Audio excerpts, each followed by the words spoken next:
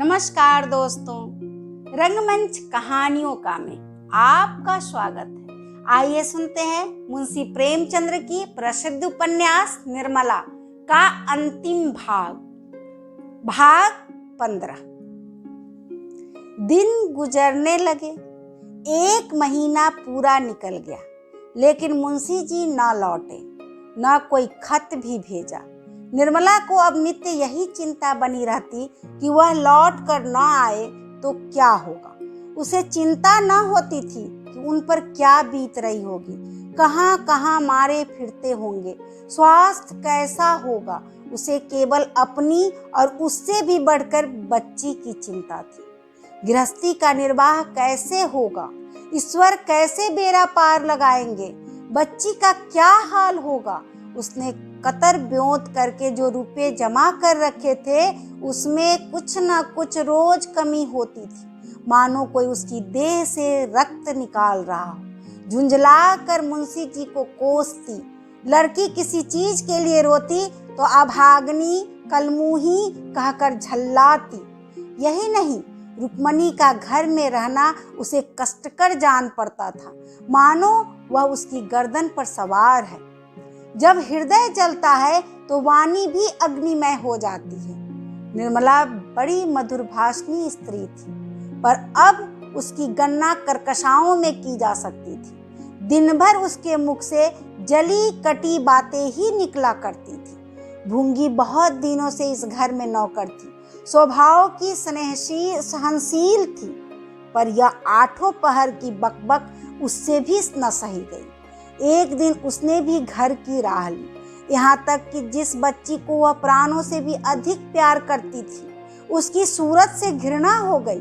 बात बात पर घुरक पड़ती, कभी कभी मार बैठती। रुक्मणी रोती हुई बालिका को गोद में बैठा लेती और चुमकार दुलार कर चुप कराती। उस अनाथ के लिए अब यही एक आश्रय रह गया। निर्मला को अब अगर कुछ अच्छा लगता था तो वह सुधा से बात करना था। वह वहां जाने का अवसर खोजा करती थी। बच्चों को अब वह अपने साथ न ले जाना चाहती थी। बच्चे जब बच्ची को अपने घर सभी चीजें खाने को मिलती थी तो वहां जाकर हंसती खेलती थी। अब वहां जाकर उसे भूख लगती थी।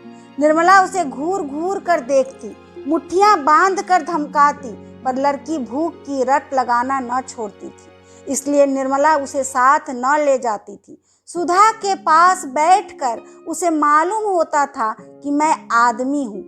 उतनी देर के लिए वह चिंताओं से मुक्त हो जाती थी, जैसे शराबी को शराब की नशे में सारी चिंताएं भूल जाती है। उसी तरह निर्मला सुधा के घर जाकर सारी बातें भूल जाती थी।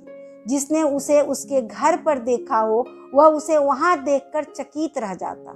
वही कर्कश कटुभाषणी स्त्री यहाँ आकर हास्य विनोद और माधुर्य की पुतली बन जाती थी। यौवन काल की स्वाभाविक वृत्तियां अपने घर पर रास्ता बंद पाकर यहाँ किलोले करने लगती थी। वहां आते वक्त वह मांग चोटी कपड़े लत्ते से लैस होकर जाती और यथासाध्य अपनी विपत्ति कथा को अपने मन में ही रखती थी। यहाँ रोने के लिए नहीं, हंसने के लिए आती है। पर कदाचित उसके भाग्य में यह सुख न बदा था। निर्मला मामूली तौर से दोपहर या तीसरे पहर सुधा के घर जाया करती थी। एक दिन उसका जी इतना उबा कि सवेरे ही जा पहुंची। सुधा नदी स्नान करने गई थी। डॉक्टर साहब अस्पताल जाने के लिए कपड़े पहन रहे थे। महरी अपने काम धंधे में लगी हुई थी। निर्मला अपनी सहेली के कमरे में जाकर निश्चिंत बैठ गई। उसने समझा सुधा कोई काम कर रही होगी, अभी आती होगी। जब बैठे बैठे 2-3 मिनट गुजर गए तो उसने अलमारी से तस्वीरों की एक किताब उतार ली और केस खोल पलंग पर लेटकर चित्र देखने लगी। इस बीच में डॉक्टर साहब को किसी जरूरत से निर्मला के कमरे में आना पड़ा। शायद अपनी ऐनक ढूंढते फिरते थे। बेधड़क अंदर चले आए। निर्मला द्वार की ओर केस खोले लेटी हुई थी। डॉक्टर साहब को देखते ही चौंक कर उठ बैठी और सिर ढांकती हुई चरपाई से उतरकर खड़ी हो गई। डॉक्टर ने लौटते हुए चिक के पास खड़े होकर कहा, क्षमा करना निर्मला, मुझे मालूम न था कि तुम यहाँ हो। मेरी ऐनक मेरे कमरे में नहीं मिल रही है, जाने कहाँ उतार कर रख दी थी। मैंने समझा शायद यहाँ हो। निर्मला तो चारपाई के सिरहाने वाले आले पर निगाह डाली तो ऐनक की डिबिया दिखाई दी। उसने आगे बढ़कर डिबिया उतार ली और सिर झुकाए देह समेत संकोच से डॉक्टर साहब की ओर हाथ बढ़ाया। डॉक्टर साहब ने निर्मला को 2-1 बार पहले भी देखा था, पर इस समय के से भाव कभी उनके मन में न आए थे। जिस ज्वाला को वह बरसों से हृदय में दबाए हुए थे, वह आज पवन का झोंका पाकर दहक उठा। उन्होंने ऐनक के लिए हाथ बढ़ाया तो हाथ कांप रहा था। ऐनक लेकर भी वह बाहर न गए, वहीं खोए हुए से खड़े रहे। निर्मला ने इस एकांत से भयभीत होकर पूछा, सुधा कहीं गई है क्या? डॉक्टर साहब ने सिर झुकाए हुए जवाब दिया, हाँ, जरा स्नान करने चली गई। फिर भी डॉक्टर साहब बाहर न गए, वहीं खड़े रहे। निर्मला ने फिर पूछा, कब तक आएंगी? डॉक्टर साहब ने सिर झुकाते हुए कहा, आती होंगी। फिर भी वह बाहर नहीं गए। उनके घर मन में घोर द्वंद्व मचा हुआ था। औचित्य का धन नहीं, भीरुता का कच्चा तागा उनकी जवान को रोके हुए था। निर्मला ने फिर कहा, कहीं घूमने घामने लगी होंगी, मैं भी इस वक्त जाती हूँ। भीरुता का कच्चा तागा टूट गया। नदी के कगार पर पहुंचकर भागती हुई सेना में अद्भुत शक्ति आ जाती है। डॉक्टर साहब ने सिर उठाकर निर्मला को देखा और अनुराग के स्वर में बोले, नहीं निर्मला, अब आती ही होगी, अब ना जाओ। रोज सुधा की खातिर बैठती हो, आज मेरी खातिर बैठो। बताओ कब तक इस आग में जला करूं? सत्य कहता हूं निर्मला।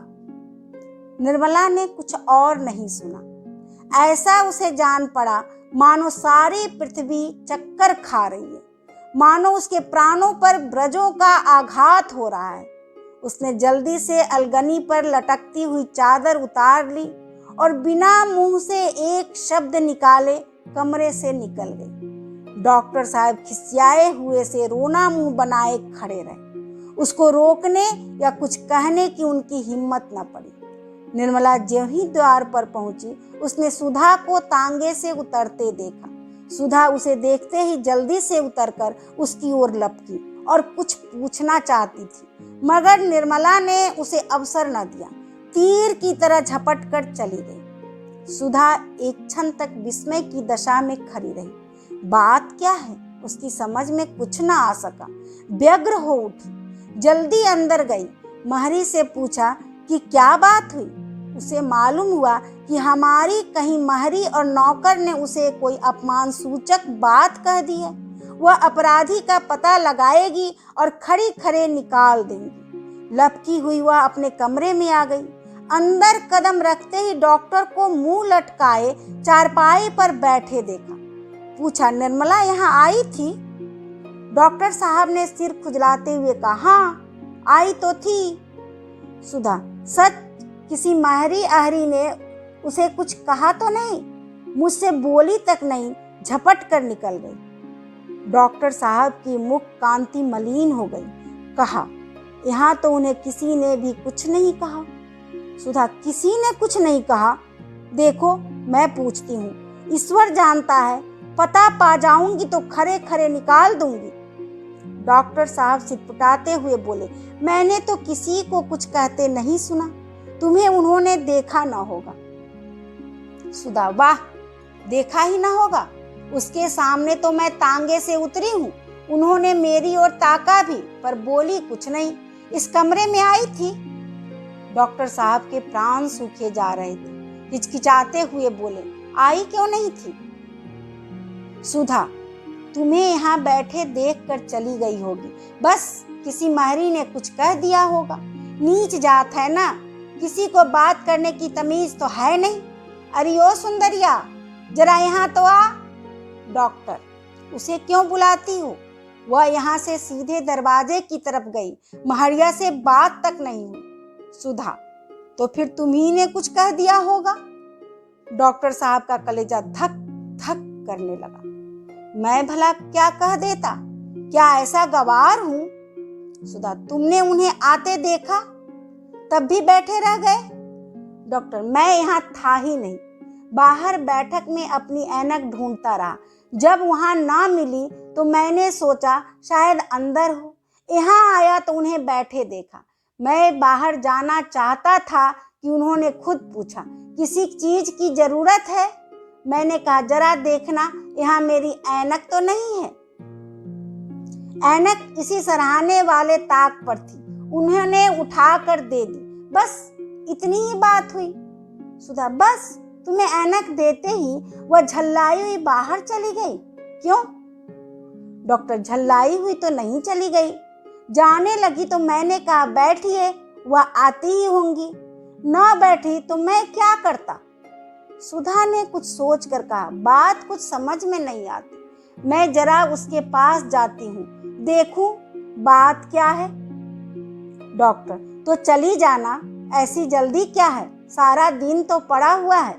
सुधा ने चादर ओढ़ते हुए कहा, मेरे पेट में खलबली मची हुई है। जल्दी ही कहते हो, जल्दी ही क्या है? सुधा तेजी से कदम बढ़ाती हुई निर्मला के घर की ओर 5 मिनट में जा पहुंची। देखा तो निर्मला अपने कमरे में चारपाई पर पड़ी रो रही थी और बच्ची उसके पास खड़ी पूछ रही थी, अम्मा क्यों रोती हो? अम्मा क्यों रोती हो? सुधा ने लड़की को गोद में ले लिया और निर्मला से बोली, बहन सच बताओ, क्या बात है?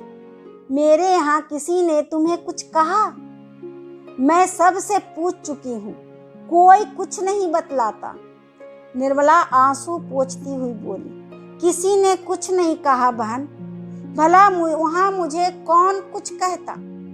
सुधा, तुम यूं ना बतलाओगी तो मैं कसम रख दूंगी। निर्मला, कसम ना रखना भाई, मुझे किसी ने कुछ नहीं कहा, झूठ किसे लगा दूं? सुधा, खाओ मेरी कसम। निर्मला, तुम तो नाहक जिद करती हो। सुधा, अगर तुमने ना बताया निर्मला तो मैं समझूंगी तुम्हें मुझसे जरा भी प्रेम नहीं है, बस जवानी जमा खर्च है। मैं तुमसे किसी बात का पर्दा नहीं रखती और तुम मुझे गैर समझती हो। मुझे तुम्हारे ऊपर भरोसा था, अब जान गई कि कोई किसी का नहीं होता। सुधा की आंखें सजल हो गई, उसने बच्ची को गोद से उतार दिया और द्वार की ओर चली। निर्मला ने उठकर उसका हाथ पकड़ लिया और रोती हुई बोली, सुधा मैं तुम्हारे पैरों पड़ती हूँ, मत पूछो, तुम्हें दुख होगा और शायद मैं अपना मुंह न दिखा सकूं। मैं अभागिनी न होती तो यह दिन क्यों देखती? अब तो ईश्वर से यही प्रार्थना है कि संसार से मुझे उठा ले। अभी यह दुर्गति हो रही है तो आगे न जाने क्या होगा। इन शब्दों में जो संकेत था वह बुद्धिमती सुधा से छिपा न रह सका। वह समझ गई कि डॉक्टर साहब ने छेड़छाड़ की है। उनका हिचक कर बातें करना और उसके प्रश्नों को टालना, उनकी यह ग्लानि में कांतिहीन मुद्रा उसे याद आ गई। वह सिर से पांव तक कांप उठी। बिन कुछ कहे सुने सिंहनी की भांति क्रोध से भरी हुई द्वार की ओर चली। निर्मला ने उसे रोकना चाहा पर न पा सकी। देखते देखते सड़क पर आ गई और घर की ओर चली। तब निर्मला वहीं भूमि पर बैठ गई और फूट फूट कर रोने लगी। निर्मला दिन भर चारपाई पर पड़ी रही। मालूम होता है उसकी देह में प्राण नहीं है। न स्नान किया, न भोजन करने उठी। संध्या समय उसे ज्वर हो गया। रात भर देह तवे की भांति तपती रही। दूसरे दिन भी ज्वर न उतरा। हाँ, कुछ कम हो गया था। वह चारपाई पर लेटी हुई निश्चल नेत्रों से द्वार की ओर ताक रही थी। चारों ओर शून्य था, अंदर भी शून्य, बाहर भी शून्य। कोई चिंता न थी, कोई स्मृति न कोई दुख। मस्तिष्क में स्पंदन की शक्ति ही न रही थी। सहसा रुक्मणी बच्ची को गोद में लिए हुए आकर खड़ी हो गई। निर्मला ने पूछा, क्या वह बहुत रोती थी? रुक्मणी, नहीं, यह तो सिसकी तक नहीं, रात भर चुपचाप पड़ी रही। सुधा ने थोड़ा सा दूध भेज दिया था, वही पिला दिया। निर्मला, अहिरन दूध न दे गई थी? रुक्मणी, कहती थी पिछले पैसे दे दो तो दूं। तुम्हारा जी अब कैसा है? निर्मला, मुझे कुछ नहीं हुआ है, कल जरा देह गर्म हो गई थी। रुक्मणी, डॉक्टर साहब का तो बुरा हाल हो गया। निर्मला ने घबरा कर कहा, क्या हुआ, कुशल है ना? रुक्मणी, कुशल से है कि लाश उठाने की तैयारी हो रही है। कोई कहता है जहर खा लिया था, कोई कहता है कि दिल का चलना बंद हो गया था, भगवान जाने क्या हुआ। निर्मला ने ठंडी सांस ली और रूंधे हुए स्वर में बोली, हाय भगवान, सुधा की क्या गति होगी, वह कैसे जिएगी? यह कहते कहते वह रो पड़ी और बड़ी देर तक सिसकती रही। तब तक चारपाई से उतरकर सुधा के पास जाने को तैयार हुई। पांव थर थर कांप रहे थे, दीवार थामे खड़ी थी, पर जी न मानता था। न जाने सुधा ने यहाँ से जाकर पति से क्या कहा। मैंने तो उससे कुछ कहा भी नहीं। न जाने मेरी बातों का वह क्या मतलब समझी। हाय, ऐसे रूपवान, ऐसे सुशील प्राणी का यह अंत।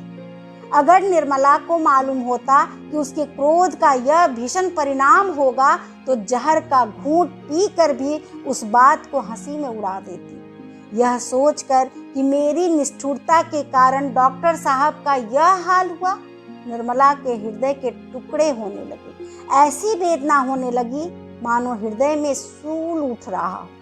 डॉक्टर साहब के घर चली। लाश उठ चुकी थी। बाहर सन्नाटा छाया हुआ था।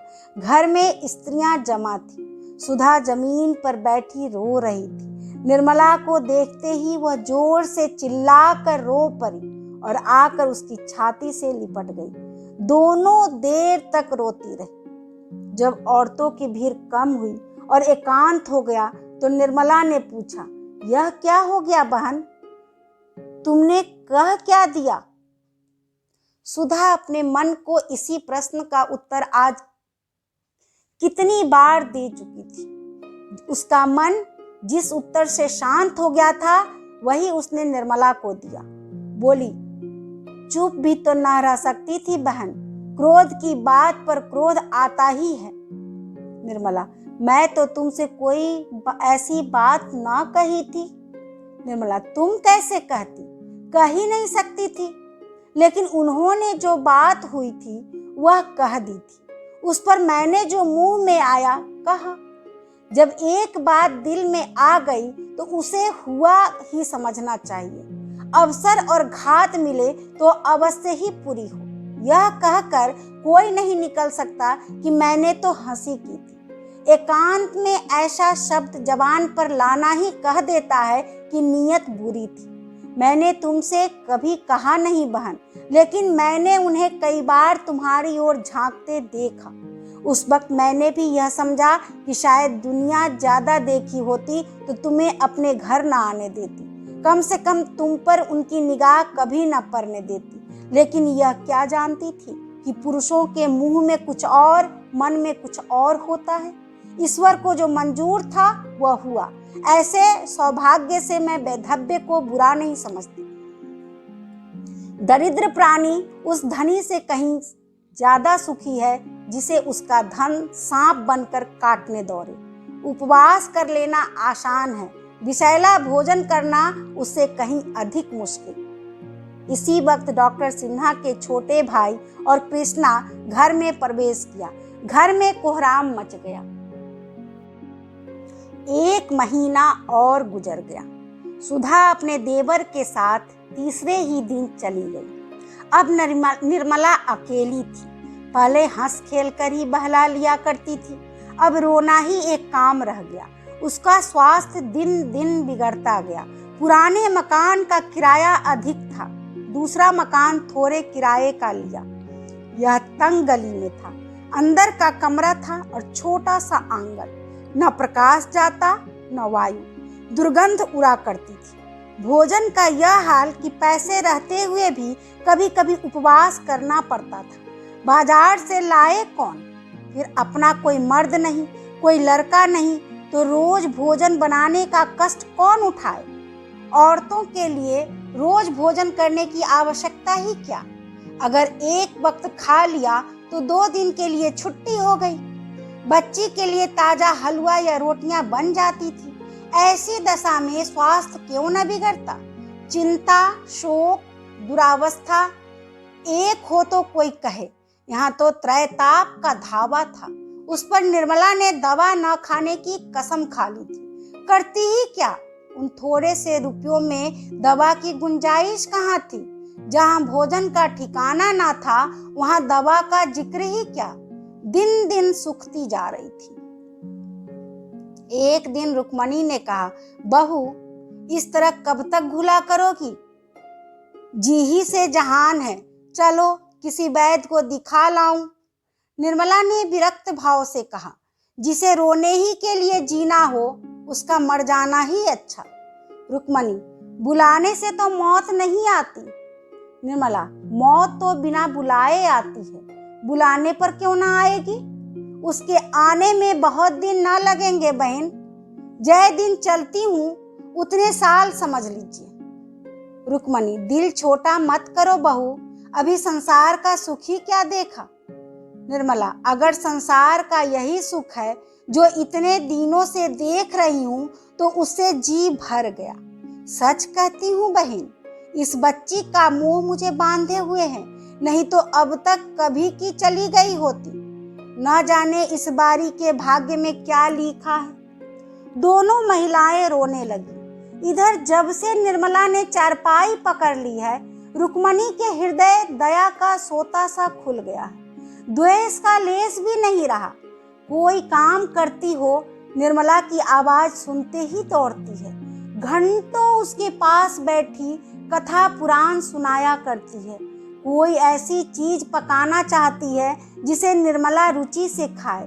निर्मला को कभी हंसते देख लेती है तो निहाल हो जाती है, और बच्ची को तो अपने गले का हार बनाए रहती है। उसी की नींद सोती है, उसी की नींद जागती है। वही बालिका अब उनके जीवन का आधार है।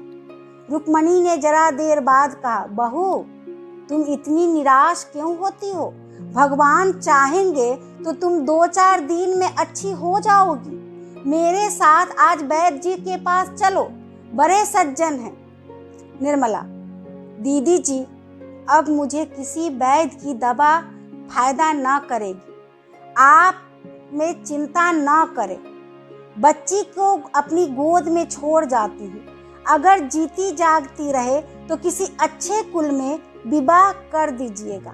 मैं तो इसके लिए अपने जीवन में कुछ न कर सकी, केवल जन्म देने भर की अपराधिनी हूँ। चाहे कुंवारी रखिएगा, चाहे विष देकर मार डालिएगा, पर कुपात्र के गले न मढ़िएगा। इतनी ही आपसे विनती है।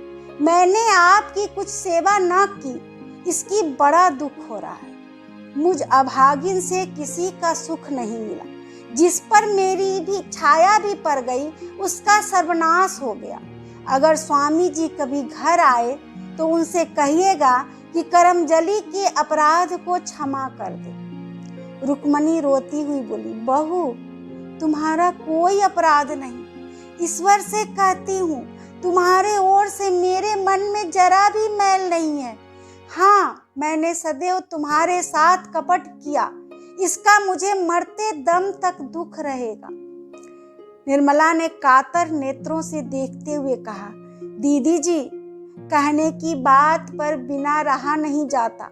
स्वामी जी ने हमेशा मुझे अविश्वास की दृष्टि से देखा, लेकिन मैंने उनके लिए कोई उनकी उपेक्षा नहीं की। जो होना था वह हो चुका था। अधर्म करके अपना परलोक क्यों बिगाड़ती? पूर्व जन्म में न जाने कौन से पाप किए थे जिसका यह प्रायश्चित करना पड़ा। इस जन्म में कांटे बोती तो कौन गति होती। निर्मला की सांस बड़े वेग से चलने लगी, फिर खाट पर लेट गई और बच्चे को एक ओर करके ऐसी दृष्टि से देखा जो उसके जीवन की संपूर्ण विपत्ति कथा की बृहद आलोचना थी। वाणी में इतनी सामर्थ्य कहाँ। 3 दिनों तक निर्मला की आंखों से आंसुओं की धारा बहती रही। वह न किसी से बोलती थी, न किसी की ओर देखती थी और न किसी की कुछ सुनती थी। बस रोए चली जाती थी, बस रोए चली जाती थी। उस वेदना का कौन अनुमान कर सकता है। चौथे दिन संध्या समय वह विपत्ति कथा समाप्त हो गई।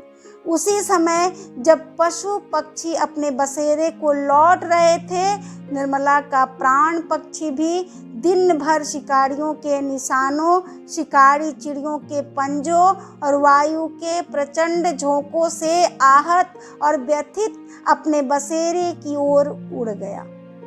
मोहल्ले के लोग जमा हो गए, लाश बाहर निकल गई।